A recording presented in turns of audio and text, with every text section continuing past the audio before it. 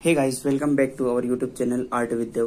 Guys, आज हम बनाने जा रहे हैं रोबिन जिंदल को, जो कि ओ इंदौरी के नाम से भी फेमस है।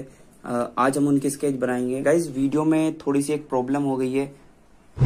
आज आपको इतना ही डाटा देखने को मिलेगा जितना अभी आगे आपको दिखेगा।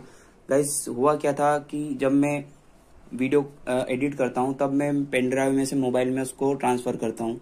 तो जब मैं उसको ट्रांसफर कर रहा था तो गलती से मेरे साथ में वो पेन ड्राइव जो है वो हिल गया था।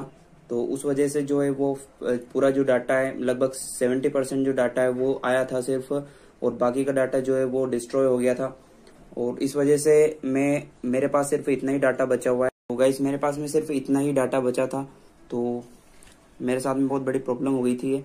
तो अगली बार से मैं ध्यान दूंगा, तो आगे से आपको ऐसी प्रॉब्लम नहीं आएगी गाइस।